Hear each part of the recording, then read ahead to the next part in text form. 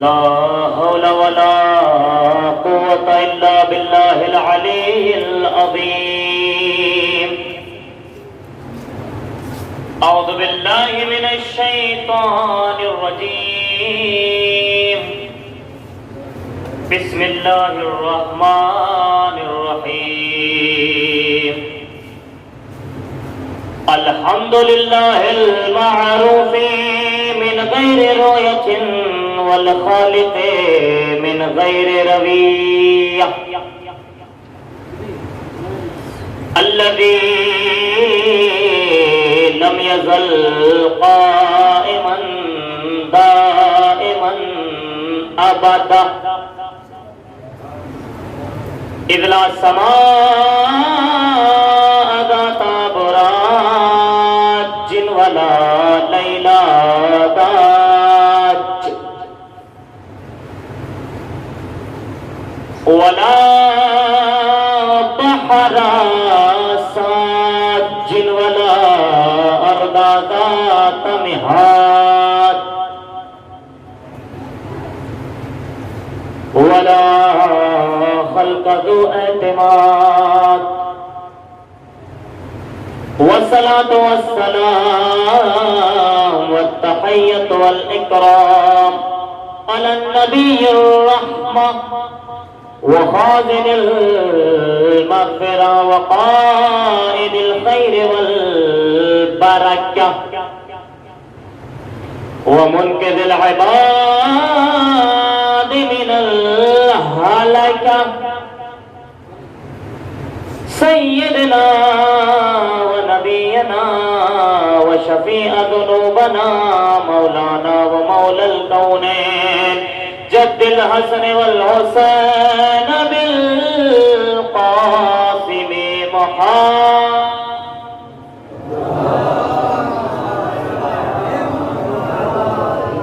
وعلى أهل بيته الطيبين الطاهرين المعصومين المظلومين المنتجبين المنتخبين الذين أذهب الله عنهم الرجس وطهرهم تطهيرا.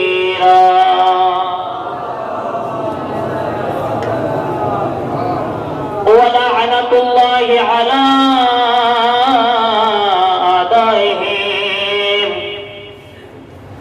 وقتلتهم وغاصبي حقوقهم ومنكر فضائلهم ومصائبهم وشجاعتهم وسخاوتهم وجلالتهم وطهارتهم وولايتهم وعظمتهم وعطشهم أجمعين من الآن إلى يوم الدين. أما بعد فقد قال الإمام حسين عليه السلام: بسم الله الرحمن الرحيم. إني لم أخرج أشرا ولا بطرا ولا مفسدا ولا ظالما، وإنما خرجت لطلب الإصلاح في أمة جدي، أريد أن أعمر بالمعروف وأنهى عن المنكر وأسير على سيرة جدي وأبي علي بن أبي طالب.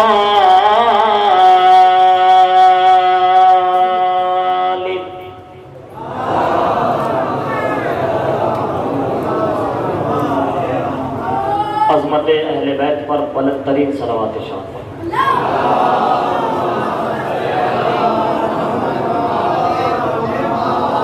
مؤدبانہ گزارش یہ کی جاتی ہے کہ تھوڑا سا آگے تشریف لے آئیے، خلا اور ہو جائے گی، اور اس کے بعد جو بعد میں آئیں گے وہ تاکہ وہیں پر اپنی جگہ لے لیں. صلوات پڑھتے ہوئے آگے آ جائیں تھوڑا تھوڑا سا.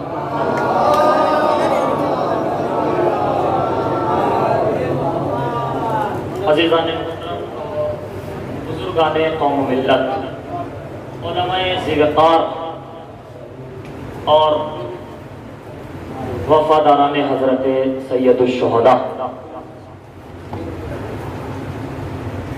آخری گزارش ان لوگوں سے کی جاتی ہے کہ جو عزا خانے کے باہر تشریف رکھتے ہیں، یہاں ہے یا اس کے علاوہ کہیں پر بھی ہے، اور یہ شاید مجلس کا پہلا جملہ ہو کہ وہ اس جنت میں چلے آئیں کہ جس کے دروازے پر رضوان بھی نہیں ہے۔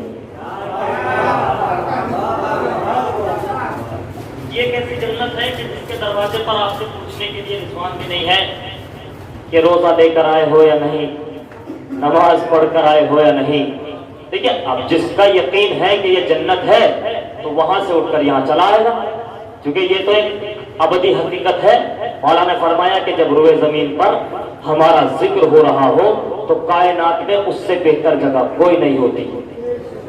اور یہ تو بڑی شرف کی بات کی بات ہے کہ ہمیں بیٹھنے کے لیے وہ جگہ ملتی ہے کہ جہاں کائنات کے سب سے بڑے لوگ آ کر بیٹھتے ہیں۔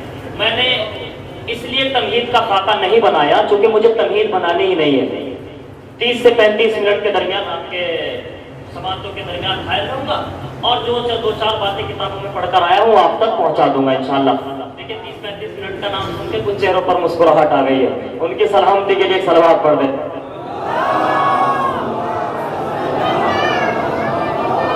یہ 30-35 منٹ میں معین کر کے آیا ہوں، مگر اگر مومنین کی فرمائش ہو جائے تو زیادہ بھی ہو سکتی ہے، چونکہ مومنین کی خواہش کا احترام کرنا واجب ہوتا ہے اور مومن کا دل مثل کعبہ ہوتا ہے۔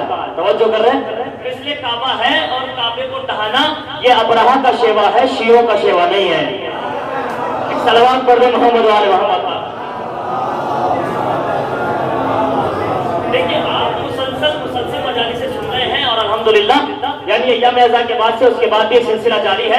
اس لیے بھی میں نے تمہید کا انتخاب نہیں کیا کہ میں تمہید میں 10-5 منٹ گزار کر آپ کو ادھر ادھر ٹہلا کر پھر 2-4 مطلب کی باتیں کروں، نہیں، سیدھا کم ٹو دا پوائنٹ، سیدھا پوائنٹ پر آ کر آپ سے گفتگو کرتا ہوں۔ مگر آپ بھی ایک میرے ساتھ وعدہ کریے کہ میں جتنی دیر پڑھوں گا آپ اتنی دیر میرے ساتھ اس محلے کے عزا خانے میں ہی رہیں گے، جا کر بستر پر نہیں سو جائیں گے، نہیں پہنچے آپ، یعنی جسمانی طور پر یہاں بیٹھے رہیں اور ہماری افکار جا کر بستروں پر لیٹ جائیں۔ ایسا ہونا نہیں چاہیے، کیوں؟ اس لیے کہ یہ ذکر اہل بیت تو وہ ہے کہ اگر افکار کے ٹائر پر، افکار کی ڈالیوں پر نیند کے ٹائر بیٹھ بھی جاتے ہیں تو یہ ذکر اہل بیت ایسا ہے کہ ان ٹائروں کو سونے نہیں دیتا۔ صلوات پڑھ دیں محمد والے۔ تو سیدھا میں نے مجنون کربلا کے جن کلمات کو سرنامہ کرام قرار دیا، اب یہاں علماء تشریف فرمائے، ہمارے بڑے بھائی علی جناب مولانا علی حسن صاحب قبلہ جو الحمدللہ پشچم اتر پردیش کی نمائندگی خطابت کے حوالے سے پورے ہندوستان میں کر رہے ہیں، اور یہ نایاب ستارے ہمارے سامنے مولانا اشتر رضوی صاحب قبلہ، مولانا حسن زیدی صاحب اور علی جناب مولانا علی عباس صاحب قبلہ، یہ سب مجھ سے بزرگ ہیں، میں سب سے چھوٹا ہوں اور 2-4 باتیں انہی کی قیادت میں رہ کر انہی کی تائید کے ساتھ آپ تک پہنچانے کی کوشش کرتا ہوں۔ امام نے فرمایا کہ میں انہی، دیکھیے آواز تھوڑی گرفتار، آپ کو نظر بھی آ رہی ہوگی، لگ بھی رہا ہوگا کہ تھوڑا سا گرفتاری ہے، ذکر مولا کا فیض ہے کہ مسلسل جاری ہے، اس لیے تھوڑا سا آواز میں خستگی ہے اور تھوڑی سی آواز گرفتہ ہو گئی، لیکن گھبرانے کی ضرورت نہیں ہے، پریشان ہونے کی ضرورت نہیں ہے، صرف آواز گرفتہ ہے، بس پہلا جملہ آواز گرفتہ ہے، عقیدہ بالکل آزاد ہے۔ دیکھیں، میں جہاں بھی ہندوستان میں جاتا ہوں اور جب بات آتی ہے تو محل کا میرے لیے وطن ثانی کی حیثیت رکھتا ہے، تو میں نے محل کی سماعتیں اور یہاں کے لوگوں کی ایکٹیویٹی اور فعالیات کو لوگوں کے سامنے بخوبی بیان کیا ہے، شاہد ہے، اور یہ میرے لیے چونکہ وطن ثانی کی حیثیت رکھتا ہے، میں تو بچے کو جانتا ہوں۔ یہاں میں نے آج دیکھا، تھوڑا مجھے افسوس ہوا اور عجیب سا لگا کہ یہاں مجلس شروع ہو گئے، مومنین نہیں ہے، یہاں ایسا ہوتا نہیں ہے اور ہونا بھی نہیں چاہیے، چونکہ یہ مجلس اعزا یہ ایک عبادت ہے، توجہ کریں، یہ ایک عبادت ہے اور عبادت کے کچھ اجزاء ہوتے ہیں، متوجہ ہیں آپ، عبادت کے کچھ اجزاء ہوتے ہیں جنہیں ترکیب دینے کے بعد پوری عبادت تشکیل پاتی ہے۔ کیا مطلب؟ کہ اگر آپ نماز پڑھنے آئے ہیں تو نماز کے کچھ اجزاء ہوتے ہیں، نیت کی، تکبیرۃ الاحرام، قیام ہے، رکوع ہے، سجود ہے، یہ سارے ارکان بجا لانے کے بعد جو تشکیل دی گئی اور جو شکل سامنے آئی اسے کہتے ہیں نماز۔ متوجہ ہے نوجوانوں کے لیے جملہ کہہ رہا ہوں، یہ جو شکل برکت سامنے آئی اسے کہتے ہیں نماز۔ اسی طریقے سے یہ مجلس حسین ہے عبادت، اس کے بھی کچھ ارکان ہیں، کوئی مرثیہ خوانی کی صورت میں، کوئی پیشخوانی کی صورت میں، کبھی خطابت کی صورت میں، کبھی دعا خوانی کی صورت میں۔ اب جس طرح سے رکوع چھوڑ دینے سے نماز باطل ہے، ویسے ہی سوز خوانی چھوڑنے سے مجلس میں اشکال ہے۔ صلوات پڑھو محمد والے محمد پر۔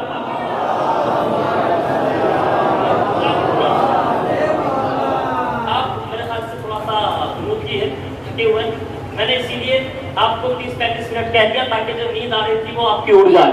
اب سوچ رہی ہے آپ تو اس میں شرکت کیجیے. جیسی مجلس شروع ہوتی ہے اہل بیت آ جاتے ہیں اور جتنی دیر آپ مجلس میں بیٹھتے ہیں آپ اہل بیت علیہ الصلوۃ والسلام کے پہلو میں بیٹھے ہوئے ہیں. یہ سوچ کر گھر چاہیے کہ زیادہ سے زیادہ ان کے پہلو میں بیٹھنے کا موقع ملے گا. اور یہی سوچ کر مجلس میں چلے آیا تھا جب مجلس شروع ہو. امام میں یہ تمیز ہو گئی, حالانکہ تمیز کا کوئی ارادہ نہیں تھا. امام مظلوم کربلا نے مدینے سے نکلتے ہوئے مدینے سے نکلتے ہوئے کچھ کلمات اپنی زبان پر جاری کیے. جب محمد حنفیہ جو امام کے بھائی تھے انہوں نے سوال کیا مولا آپ کے نکلنے کے مقاصد کیا ہے؟ دیکھیے تو جہالت ہے. لوگ کہتے ہیں کہ مقصد حسین کو سمجھا نہیں جا سکتا. وہ ٹھیک ہے کہ رموز کربلا ہے انہیں حقیقی طور پر کوئی نہیں سمجھ سکتا, مگر جو امام کے الفاظ سے بات ظاہر ہے وہ تو آپ سمجھ سکتے ہیں نا. امام نے کیا کہا انی دم اخرج اشرن ولا بطرا, میں نہیں نکل رہا ہوں, ٹوٹے گا یہ سناٹا, میں نہیں نکل رہا ہوں اشر کے لیے نہ بطر کے لیے. عربی زبان میں اشر اور بطر غرور اور تکبر کو کہتے ہیں. دلوں میں اتر کر پڑھنے والا ہوں میں, بچے کو جانتا ہوں. نہ میں غرور کے لیے نکل رہا ہوں نہ میں تکبر کے لیے نکل رہا ہوں, بلکہ میں تو جو تکبر سر اٹھا چکا ہے اسے دبانے کے لیے نکل رہا ہوں. ایک ایک لفظ پر بہت توجہ. جو غرور اور تکبر سر اٹھا چکا ہے حسین تو اسے دبانے کے لیے نکلا ہے. کیا مطلب؟ مقصد حسین کا پہلا نقطہ یہ ہے کہ جہان سے تکبر کو ختم کیا جائے, مجلسوں میں تکبر نہ کیا جائے. نہ اتنی آسانی سے نہیں بھیا. میں کتابوں کا جگر آپ کی ہتھیلی پر رکھ کر پڑھتا ہوں اور لوگ کہتے ہیں نا نیا نیا نیا, نئے کے چکر میں پتہ نہیں کیا کیا پڑھ جاتے ہیں.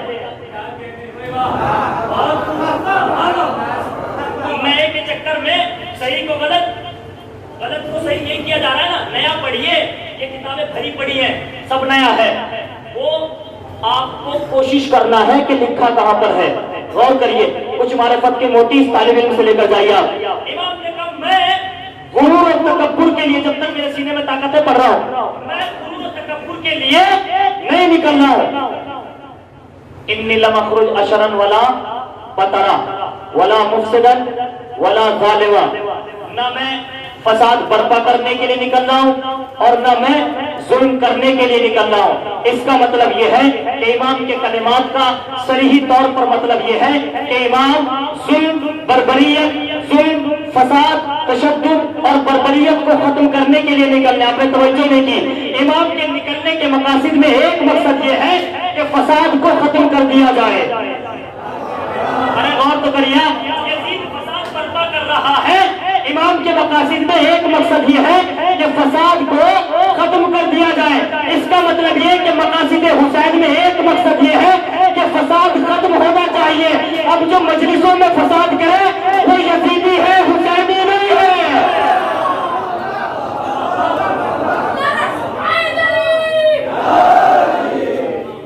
لیکن نظر کو بھی لگے گا انشاءاللہ. اس کا مطلب یہ ہے کہ فساد ختم کرنا حسین کا مقصد ہے, فساد برپا کرنا حسینیوں کا شیوا نہیں ہے. کیا کہا امام نے اس کے بعد؟ انی لم اخرج اشرا ولا بطرا ولا مفسدا ولا ظالما وانما خرجت لطلب الاصلاح فی امت جدی. میں اس لیے نکل رہا ہوں تاکہ اپنے نانا کی امت کی اصلاح کر سکوں. بہت توجہ. اس کا مطلب یہ ہے کہ امت بگڑ چکی تھی, امت قابل اصلاح تھی. میں اس لیے نکل رہا ہوں تاکہ امت کی اصلاح ہو سکے. اريد ان امر بالمعروف, ترجمہ بچوں کے لیے کر رہا ہوں. اريد ان امر بالمعروف وانهى عن المنکر.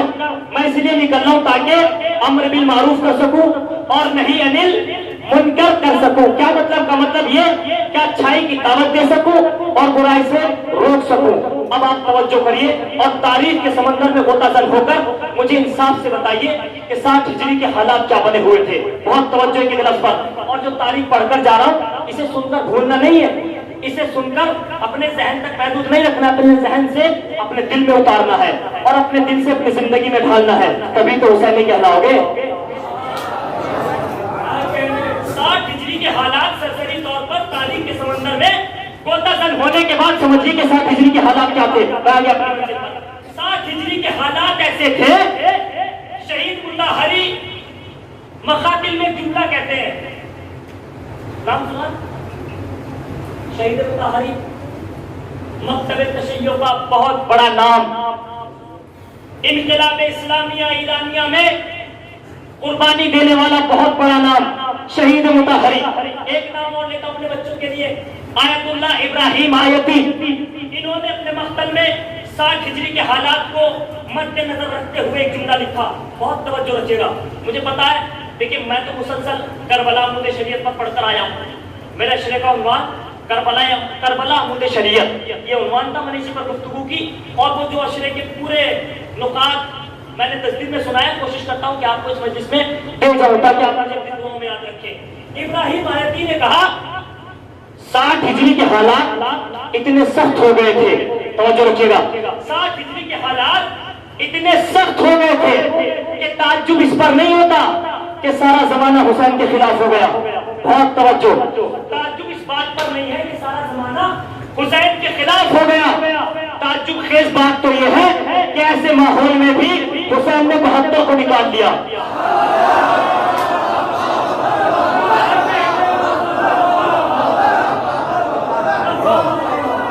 تعجب کا مقام یہ نہیں کہ سارا زمانہ حسین کے خلاف ہو گیا ہے.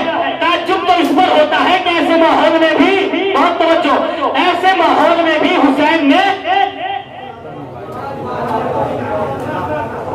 اتنے سخت حالات, وہی کا انکار, قرآن کی آیت, بہت توجہ, وہی کا انکار, قرآن مجید کی آیات کا انکار کیا جا رہا ہے. رسول کی جگہ پر نجس جانوروں کو بٹھایا جا رہا ہے. حلال اور حرام کی تمیز کو ختم کیا جا رہا ہے. آپ جانتے کیوں؟ اس لیے کہ یزید لعنتی خلیفۃ المسلمین بن گیا ہے. میں چاہوں تو بھی یہاں سے یزید کی خلافت کو برخاست کر کے جا سکتا ہوں, یہیں سے باطل کر دوں 2 جملوں میں, مگر ایک جملہ مجھے آپ تک پہنچانا ہے کہ حسین کتنا بڑا کریم ہے اور حسین کتنا بڑا شجاع ہے. بس 2 جملوں میں سن لیں آپ. کون ہے حسین؟ کربلا بہت سنی ہے نا آپ نے, اب اس طرح سنیے کربلا کو. 60 ہجری کے حالات یہ ہیں کہ حلال اور حرام کی تمیز کو ختم کر دیا گیا. رسول کی جگہ پر نجس جانوروں کو بٹھایا جا رہا ہے. کیوں؟ اس لیے کہ یزید خلیفۃ المسلمین بن گیا ہے.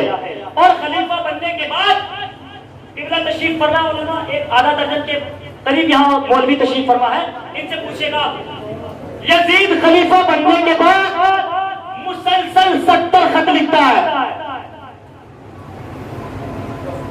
مسلسل جو تاریخ پڑھنے جانا اس سے آپ کر لینا, اور کوئی حوالہ مانگے تو میرا حوالہ دے دیجیے گا. 70 خط مسلسل لکھے گئے, کس لیے؟ اپنے باپ کی وصیت پر عمل کرنے کے لیے, چونکہ وہ کہہ کے مرے تھے خلیفہ بن جانا مگر حسین سے خلافت, حسین سے بیعت ضرور لے لینا. اگر حسین سے بیعت نہ لی تو یہ خلافت مٹی میں مل جائے گی. ابھی جاگے گا محل کا رانا, ابھی جاگے گا محل کا. یہ خلافت مٹی میں مل جائے گی. تاریخ نے لکھا کہ یزید خلیفۃ المسلمین تو بن گیا مگر ایک رات بھی چین سے سو نہ سکا. میں کہاں سے لفظ لے کر آیا؟ خلیفۃ المسلمین بننے کے بعد ایک رات چین سے سو نہیں سکا. اور جب حوالی موالیوں نے پوچھا کیا بات ہے, خلافت تو مل گئی, اقتدار تو مل گیا, حکومت تو مل گئی, یہ حکومت تو قائم ہو گئی, یہ پریشانی کا عالم کیا ہے, گھبراتے کیوں ہو, پریشان کیوں ہو؟ تاریخ ساتھ جملہ ہے, سنبھال لینا. کہ سوتے کیوں نہیں ہو؟ کہ تمہیں نہیں معلوم میں خلیفہ تو بن گیا مگر حسین مجھے سونے نہیں دیتا. میں خلیفہ تو بن گیا, جملے کی قدر کر لینا, میں خلیفہ تو بن گیا مگر حسین مجھے سونے نہیں دیتا. ارے آپ اب بھی نہیں سمجھے جو مدینے میں بیٹھ کر شام میں بیٹھے ہوئے یزید کی آنکھوں سے نیند چھیننے اسے گزارے.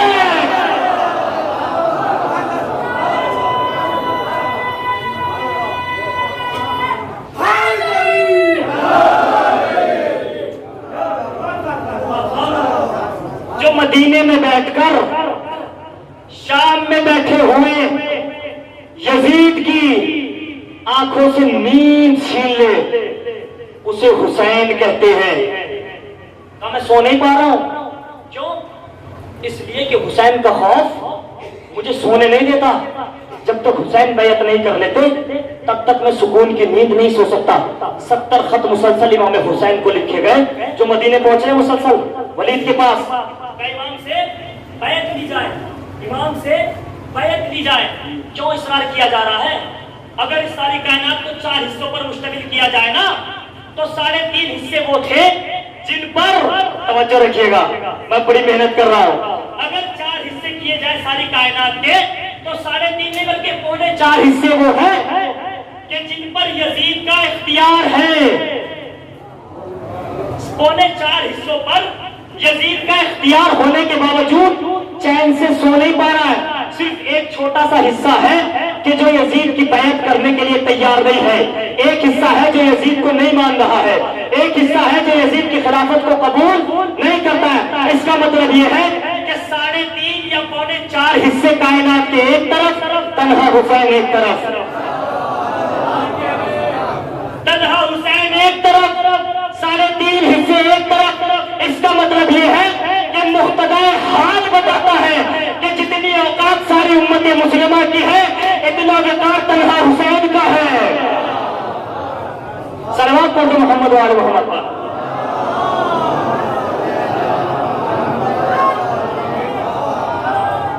یزید خط لکھتا ہے, خط مدینے میں آتا ہے.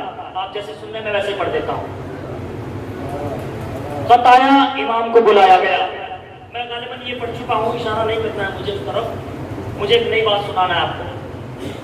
ہو سکتا ہے نیو ہو, چونکہ نیو کا زمانہ ہے نا, مطلب نیو ہو سکتا ہے نیا ہو, دعویٰ تو نہیں ہے.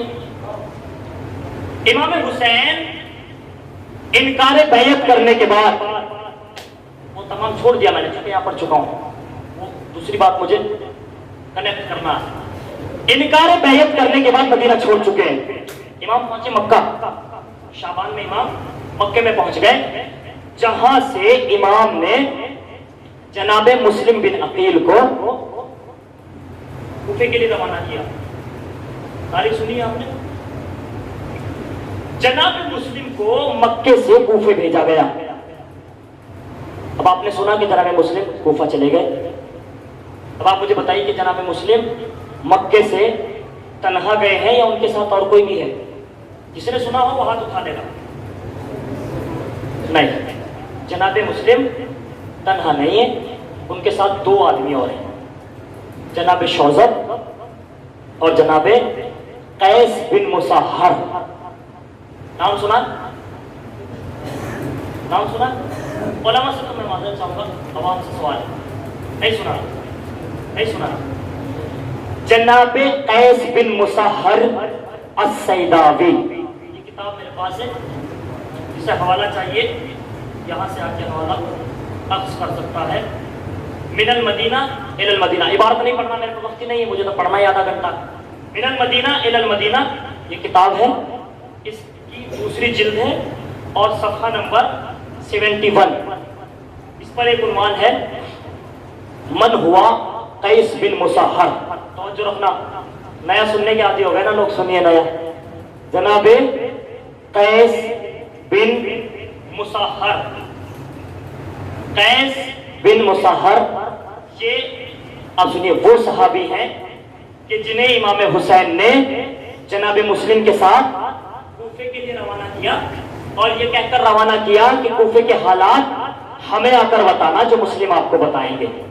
جناب قیس, یہ سناٹا چاہیے مجھے اس عنوان پر, مگر نتیجے پر دیکھتے ہیں کہاں, اس معراج پر جا کر سنتے ہیں آپ. توجہ رکھیے. جناب قیس جناب مسلم کے ساتھ کوفہ پہنچے. کوفے کے حالات نارمل ہیں, سب حالات ٹھیک ٹھاک ہیں.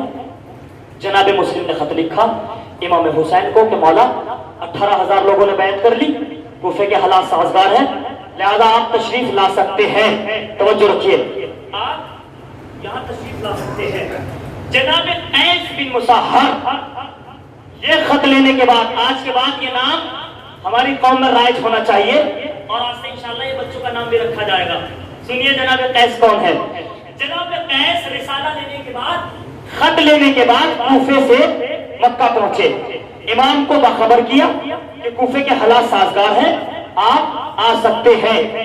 امام مظلوم کربلا نے رمزی طور پر ایک خط لکھا، اور خط لکھنے کے بعد علوم الہیہ اور ولایت تکوینیہ کا استعمال کرتے ہوئے جناب قیس سے فرمایا کہ قیس سنو، یہ خط دشمنوں تک نہیں پہنچنا چاہیے، یہ تحریر دشمنوں تک نہیں جانی چاہیے۔ اور سناٹا ہے، نیو ٹاپک اسی طرح سے سنیے آپ، نتیجے پر انشاءاللہ سب بولیں گے۔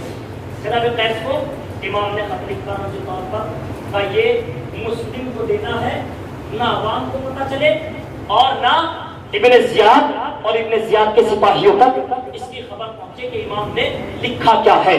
جناب قیس بن مسحر کو یہ خط لکھ کر دیا گیا۔ اب توجہ رکھیے گا، جناب قیس اس خط کو لینے کے بعد کوفے کی طرف روانہ ہوئے۔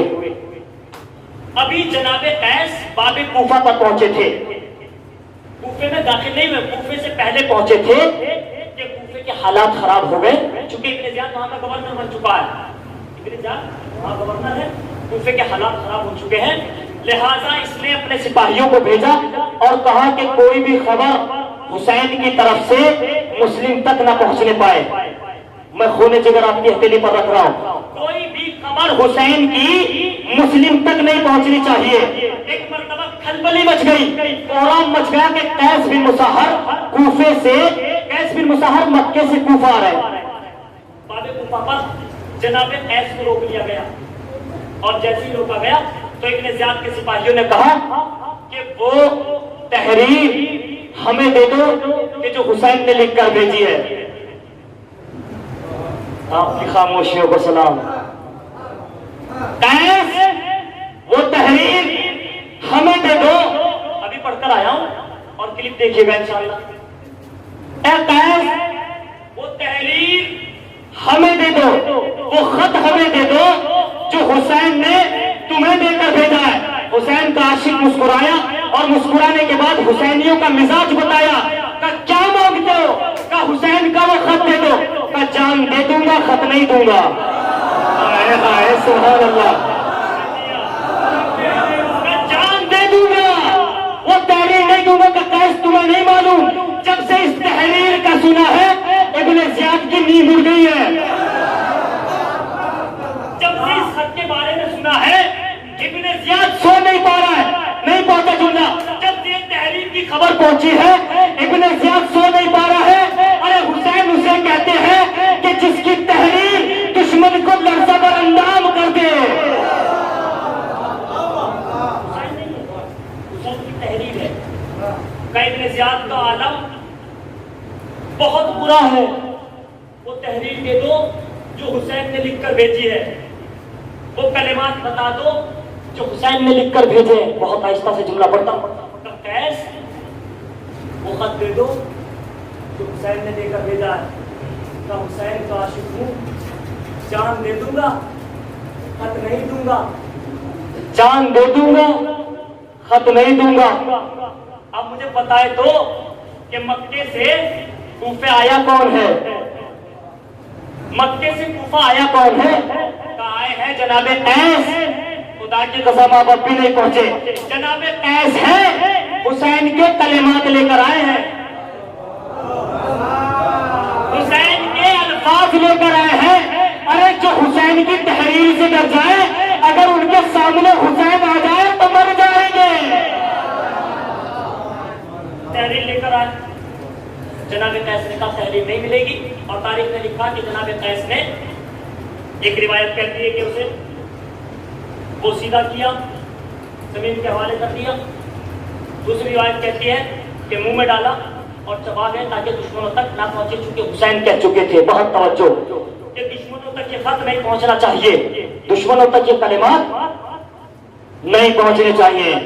ایک مرتبہ ابن زیاد نے جناب قیس کو دربار میں بلایا، توجہ رکھیے گا، جناب قیس بن مسحر دربار ابن زیاد میں پہنچے، اور جب دربار میں پہنچے تو ابن زیاد کہتا ہے کہ قیس تم نے حسین کی وہ تحریر ہمارے حوالے نہیں کی جو حسین نے مکے سے لکھ کر بھیجی تھی، قیس مسکرائے اور مسکرا کر ایک جملہ کہا، میرے آقا حسین نے تحریر دینے سے منع کیا تھا، اب قیس جان تو دے سکتا ہے مگر تحریر نہیں دے گا۔ ہمارا سلام ہو قیس پر کہ جس نے حسینی غلاموں کا مزاج بتا دیا کہ حسین کے قول پر سبقت نہیں کرتے ہیں۔ جو حسین کہہ دے، اور غلامی کا تو مزاج ہی ہے نا کہ جو آقا کہہ دے، جیسے آقا کہہ دے ویسے ماننا ہے۔ ابن زیاد کہتا ہے کہ تم نے تحریر نہیں دی، لہذا اب انجام اچھا نہیں ہوگا۔ تحریر نہیں دی ہے تو اب انجام اچھا نہیں ہوگا۔ معراج پر جا کر سننا، تم نے تحریر نہیں دی ہے تو اب انجام اچھا نہیں ہوگا۔ ایک مرتبہ قیس نے ابن زیاد کی آنکھوں میں آنکھیں ڈالی اور مسکرا کر ایک جملہ کہا، جو انجام سے ڈر جائے وہ حسین والا نہیں ہوتا۔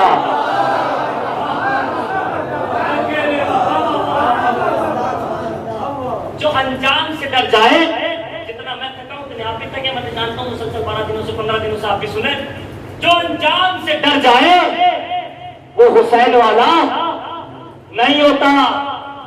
ایک مرتبہ ابن زیاد کہتا ہے کہ اگر تحریر نہیں دی ہے تو اب دو صورتیں ہیں، یا تو جان بچا لو یا جان دے دو، یا جان بچا لو یا جان دے دو۔ جان اگر دینی ہے تو دارالامارہ پر پہنچو، متوجہ تو ہے نا، توجہ تو کر رہے ہیں نا۔ اگر جان دینا ہے دارالامارہ پر پہنچو، جان بچانی ہے تو منبر پر آ جاؤ۔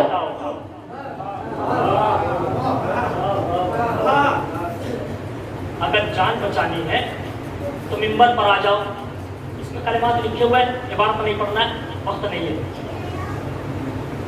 اگر جان بچانا ہے تو منبر پر آ جاؤ، جان دینا ہے تو تار پر چلے جاؤ۔ حسین کا ایک سچا، پکا، مخلص، اچھا صحابی ہے۔ آپ اپنے دلوں پر ہاتھ رکھ کر بتائیے کہ قیس نے کیا چنا ہوگا۔ امتحان ہے آپ کی سماعتوں کا۔ مجھے افسوس نہیں ہو رہا کہ آپ مجھے سناٹے میں سن رہے ہیں، نہیں، مجھے بہت اچھا لگ رہا ہے، کیونکہ جب اتنے میں ہو کے سنتے ہیں نا لوگ تو دماغ باتوں پر لگا کر سنتے ہیں، یعنی اس کا مطلب یہ کہ آپ ذہنی اور جسمی طور پر مجلس میں بیٹھے ہوئے ہیں۔ بہت توجہ رکھیے گا۔ اب آپ مجھے بتائیے کہ ایک حسینی ہونے کے ناطے جناب قیس کو کیا چوز کرنا چاہیے تھا؟ کیا چنا ہوگا؟ جذبات کا تقاضا تو یہ کہتا ہے کہ اگر حسین والے کو موت سے ڈرایا جا رہا ہے تو پھر موت کو چنے۔ اگر حسین والے کو موت سے ڈرایا جا رہا ہے تو پھر موت کو چنے۔ مگر قیامت ہو گئی بھیا، جناب قیس نے یہاں موت کو نہیں چنا۔ جیسے ابن زیاد نے کہا یا تو دار یا منبر، یا دار یا منبر، یا منبر یا دار، یعنی منبر کا مقصد یہ تھا کہ منبر پر جانے کے بعد نعوذ باللہ ثم نعوذ باللہ الیاذ باللہ خاتم بدہن۔ ابن زیاد چاہتا یہ تھا کہ منبر پر آنے کے بعد حسین کو برا بھلا کہے، حسین پر سب کرے، حسین پر لعنت کرے، ہم جان بخش دیں گے۔ توجہ کر رہے ہیں آپ؟ اگر منبر پر آنے کے بعد یہ سب کرے گا، اب میں الفاظ کو نہیں دہراؤں گا، اگر منبر پر آنے کے بعد یہ سب کرے گا تو ہم جان بخش دیں گے۔ عقیدتوں کا تقاضا یہ ہے، جذبات کا تقاضا یہ ہے کہ یہاں حسین والے کو دار چننا چاہیے تھا کہ نہیں، مجھے موت منظور ہے مگر ہماری جانیں قربان ہو جائے جناب قیس پر۔ جناب قیس نے کہا مجھے منبر چاہیے، تھوڑا سا میرے ساتھ آ جائے بس آپ۔ جناب قیس کہتے ہیں مجھے منبر چاہیے۔ ایک مرتبہ ابن زیاد اور ابن زیاد کے سپاہیوں میں خوشی کی لہر دوڑی۔ جانتے ہیں کس بات کی خوشی ہے؟ یہ خوشی اس بات کی تھی کہ ہم نے ایک حسین والے کو خرید لیا ہے۔ اور میرے الفاظ تک پہنچے خدا حسین کا واسطہ، ہم نے ایک حسین والے کو خرید لیا ہے، مگر یہ احمد نہیں جانتے تھے کہ اگلے لمحات میں ان کی خوشیوں کا جنازہ نکلنے والا ہے۔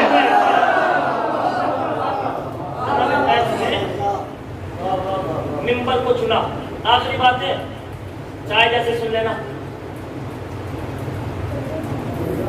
جناب قیس منبر پر آئے اور منبر پر آنے کے بعد جیسے ابن زیاد اور ابن زیاد کے سپاہیوں میں خوشی کی لہر دوڑی، انہوں نے سوچا کہ آج ایک حسینی کو خرید لیا ہے، آج ایک حسین والے کو خرید لیا ہے کہ جو موت سے ڈر گیا ہے، جو موت سے ڈر گیا ہے۔ مگر ان جاہلوں کو کون سمجھائے کہ اس کا تعلق اس قبیلے سے ہے کہ جس گھرانے کے 6 مہینے کے بچے موت کی آنکھوں میں آنکھیں ڈال کر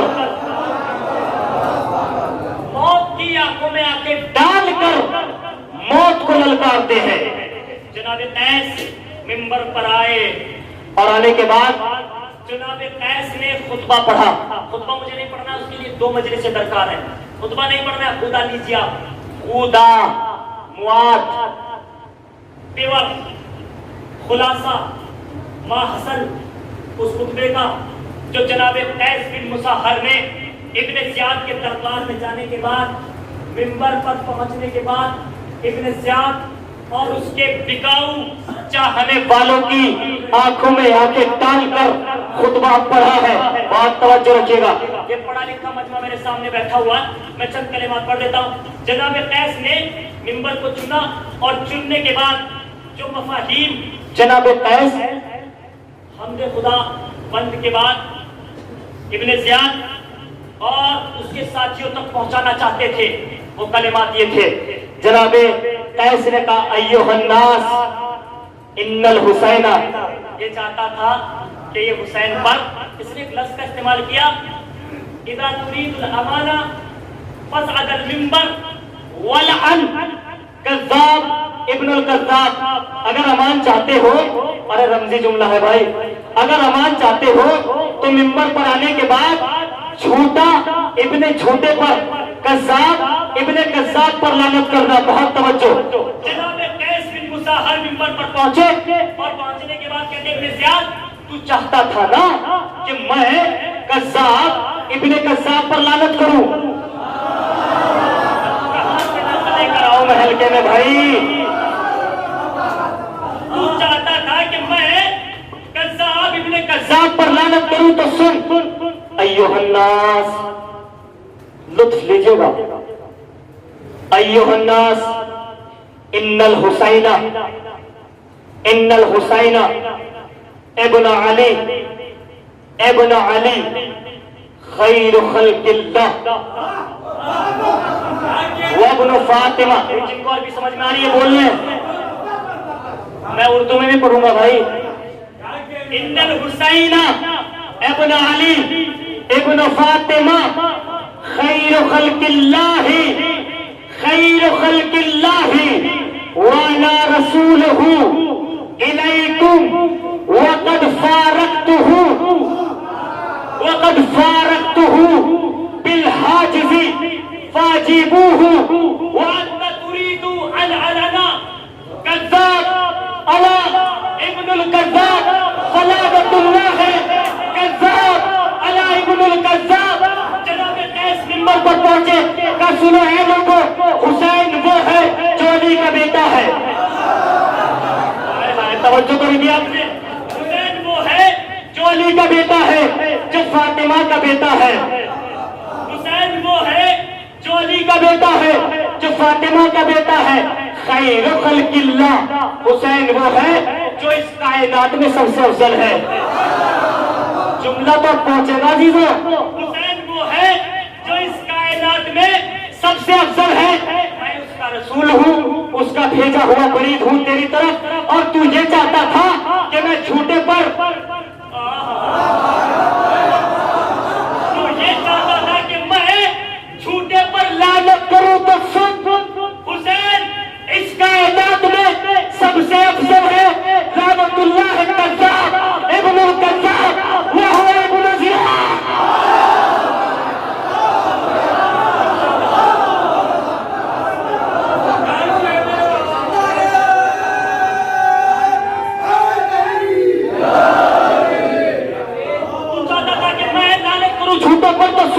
خدا کی قسم اس منبر پر آنے کے بعد اس منبر کا حق ادا کر رہا ہوں، جھوٹوں پر لعنت کرتا ہوں۔ حسین خیر خلق اللہ ولعنت اللہ علی الکذاب وابن الکذاب، خدا کی لعنت ہو کذاب ابن کذاب پر۔ اے لوگو، اے حواریوں، جاننا چاہتے ہو وہ جھوٹا کوئی اور نہیں، یہ ابن زیاد ہے، وہ جھوٹا کوئی اور نہیں، ابن زیاد ہے۔ جناب قیس نے چند لمحوں میں ثابت کر دیا کہ علی والا حسین والا تنہا بھی ہوتا ہے تو لشکر پر بھاری ہوتا ہے، اگر حسین والا ایک بھی ہے تو لشکر پر بھاری ہوتا ہے۔ اہل محل کا سادات کے لیے ذیشان مکرمی کا ایک تحفہ جسے آپ کو پورے ایام عزا یاد رکھنا ہے، جناب قیس بن مصہر، یہ نام اپنے دل میں اتار لیجئے، چونکہ یہ نام وہ نام ہے کہ جو تنہا، اور خود میں جناب میثم کا خطبہ ہے، اگر وقت ملا اور کبھی موقع ہوا تو سن لیجئے گا، جناب میثم کا خطبہ ہے ابن زیاد کے دربار میں، جناب مختار کا خطبہ ہے، یہ بہت مشہور ہے، جناب قیس بن مصہر کا خطبہ، نچوڑ، ماخذ، خلاصہ، خدا، دو جملوں میں سن لیں اور آپ کی رحمت تمام کرتا ہوں۔ جناب قیس نے منبر پر جانے کے بعد جیسے کہ حسین خیر خلق اللہ، حسین اس کائنات میں سب سے افضل، حسین اس کائنات میں سب سے بہتر، اور یہ تخت پر بیٹھا ہوا ابن زیاد، یہ ابن زیاد، یہ بھی جھوٹا، اس کا باپ بھی جھوٹا، یہ بھی جھوٹا، اس کا باپ بھی جھوٹا۔ ابن زیاد کا جنازہ دو لفظوں میں جناب قیس نے اس کے دربار میں نکال دیا، اور یہ جنازہ صرف ابن زیاد کا جنازہ نہیں ہے، یہ پوری خلافت بنی امیہ کا جنازہ ہے۔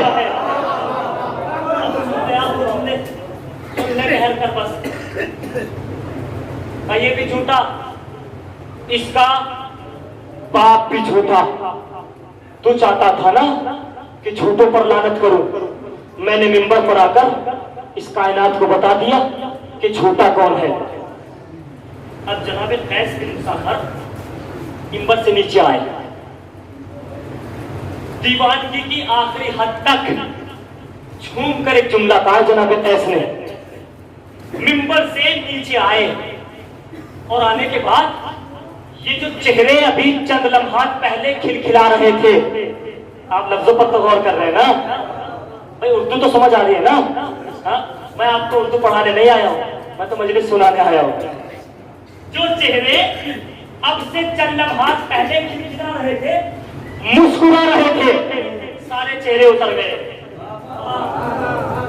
سب افسردہ ہو گئے، سارے چہروں پر لعنتیں برسنے لگی، اور ایک مرتبہ جیسے جناب قیس نیچے اترے، اور اترنے کے بعد جیسے ہی مجمع میں پہنچے ہیں، ایک مرتبہ کھلبلی مچ گئی، اور لوگوں نے جملہ دے کر جا رہا ہوں، جب یاد آ جائے میرے والدین کے لیے دعا کرنا، کتابوں کا جگر چاک کرنے کے بعد آپ کی ہتھیلی پر رکھ رہا ہوں۔ جیسے جناب قیس لوگوں کے درمیان پہنچے، اور جیسے پہنچے ایک مرتبہ جناب قیس کے ارد گرد ایک حلقہ بن گیا، قیس یہ فلسفہ ہماری سمجھ میں نہیں آیا، سمجھو حسینیوں کا مزاج، سمجھو حسینیوں کا مزاج، یہ فلسفہ ہماری سمجھ میں نہیں آیا، ارے جب موت کو ہی چننا تھا تو دار کیوں نہیں چنی؟ اگر یہ تو جان چکے تھے نا، تو جان چکے تھے کہ موت تو اب کنفرم ہے، موت اب ڈیسائیڈ ہو چکی ہے، موت کنفرم آنا ہے۔ حوالی موالیوں نے پوچھا جملہ اگر دل میں اتر جائے تو بتانا ضرور، کہتے ہیں یہ دیوانگی سمجھ میں نہیں آئی، ارے جب مرنا ہی تھا تو دار کو کیوں نہیں چنا، منبر کو کیوں چنا؟ جناب قیس نے آنکھوں میں آنکھیں ڈالی، مسکرا کر ایک جملہ کہا، اگر دار پر چن لیتا تو مرنے کا مزہ نہ آتا، اگر میں دار کو چن لیتا تو مرنے کا مزہ نہ آتا۔ کیوں؟ اس لیے کہ مجھے موت تو آتی، مگر ابن زیاد کو منبر سے ذلیل کون کرتا؟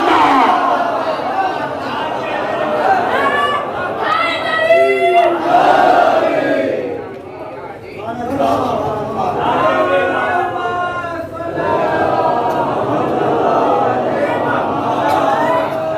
میں دار کو چن لیتا ہو گیا تھا کرتے تھا معذرت دیا، اگر میں دار کو چن لیتا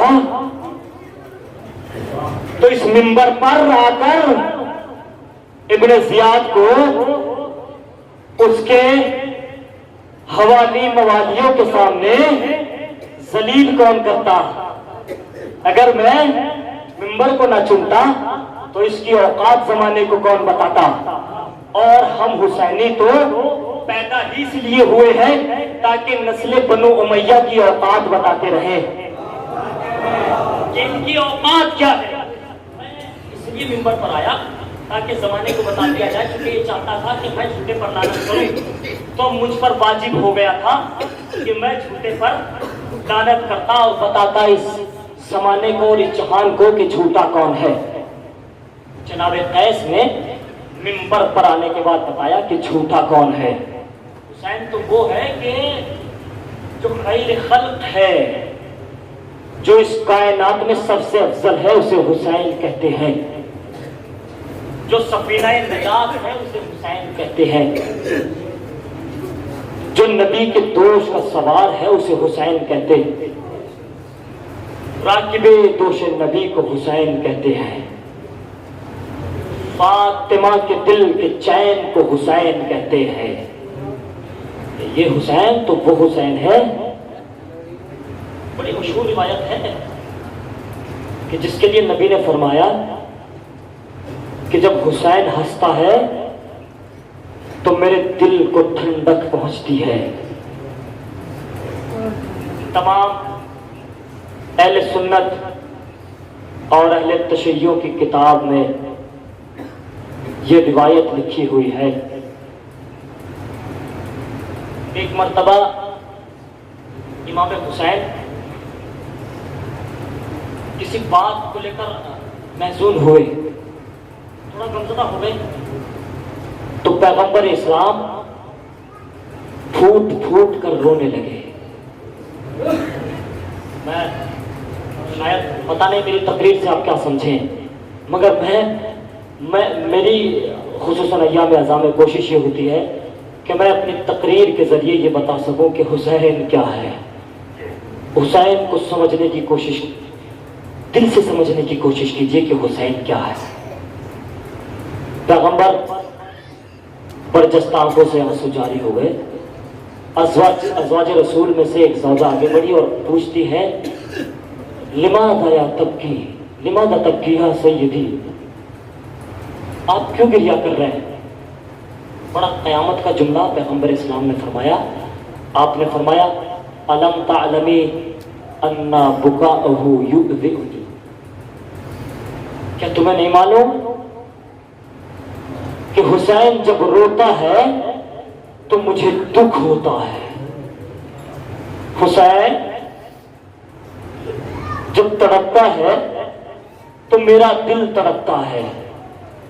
آپ نے محسوس نہیں کیا جملے کو؟ تصور کر کے ذرا ایک لمحے کے لیے سوچے، نبی نے کہا کہ جب حسین روتا ہے، جب حسین گریہ کرتا ہے تو میرا دل تڑپتا ہے۔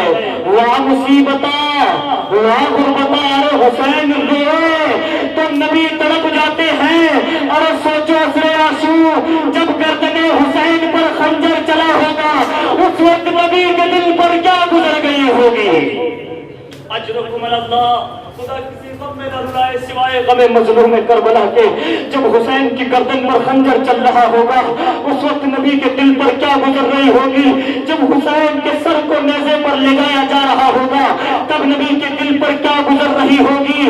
مقاتل کے جملے ہیں اور روایات کے فقرے ہیں کہ جب عصر عاشور گردن حسین پر خنجر چل رہا تھا تو تنہا فاطمہ زہرا نہیں تڑپ رہی تھی، اور اللہ کا نبی اپنے سر کو پیٹ کر کہہ رہا تھا، اے میرے حسین، اے میرے لاڈلے حسین، آ میری آگوش میں آ جا۔ اجرکم اللہ، خدا کتنی غم میں نہ رلائے سوائے غم مظلوم کربلا کے. میں بھی مسلسل ذکر مولا کر کے بہت تھکا ہوا ہوں. بس ایک روایت عصر عاشور کے بعد شام غریب آتی ہے. خدا کی قسم میں نے جب کتاب میں اس روایت کو پڑھا رات بھر سو نہ سکا. اتنی خطرناک روایت ہے. جملے یہ ہے صحیح میں لکھا یہ گیا ہے کہ جب عصر عاشور کے بعد عصر عاشور ڈھل گئی اور شام غریبہ کا ہنگام آیا اور ایک وقت وہ بھی آیا کہ جب خیموں کی پامالی شروع کر دی گئی. ایک مرتبہ لشکر یزید خیام حسین کو پامال کر رہا ہے. ہائے خیمے میں حسین کے ننھے ننھے بچے خیموں سے کبھی ادھر دوڑتے ہیں کبھی ادھر دوڑتے ہیں. زینب کبریٰ کا دل تڑپ گیا. اے میرے باجائے حسین اے بھیا عباس. ارے زینب اتنی غریب ہے بچے گھوڑوں کی سمت پامال ہو گئے. اجرکم اللہ. خدا کسی غم میں نہ رلائے. بس روایت کا ایک فقہ اور آپ کی عبادت کو تمام کر دیتا ہوں. اہل مقاتل نے لکھا کہ جب اہل حرم کو زوجائے حر نے پانی لا کر دیا زوجائے حر کی طرف سے جیسے اہل حرم کو پانی پہنچا تمام بیویوں نے پانی پینا شروع کیا. مجھے مشہور روایت نہیں پڑھنا ہے بس ایک قیامت کی روایت کے دو فطرے اور آپ کی عبادت تمام. جب جب روایت یاد آ جائے تب تب کریا کر لینا. غربت رباح اور غربت علی اصغر پر جیسی بیویوں نے پانی پیا ام لیلہ کو پانی دیا گیا ام کلثوم کو پانی دیا گیا تمام بیویوں کو تھوڑا تھوڑا پانی دیا گیا. واہ مصیبتا واہ حسرتا. اور جیسے ہی جناب رباح کو پانی کے چند قطرے ملے اپنی ماں بہنوں سے بہت معذرت بڑا حساس جملہ ہے وہ اس کی گہرائی کو بہت اچھے سے سمجھ سکتی ہے. جیسے جناب رباح کو پانی ملا جناب رباح نے پانی کو نوش کیا اور جیسے ہی پانی کو نوش کیا عورت کے جسم میں کیفیت ہوتی ہے تحرک لبن اور تحرک شیر کا احساس کیا. جیسے ہی دودھ کا احساس ہوا مقتل کا رخ کیا. اے میرے لال علی اسرار اے میرے بیٹا علی اسرار آ تیری ماں تجھے دودھ پلائے گی. کربلا میں تیری مہک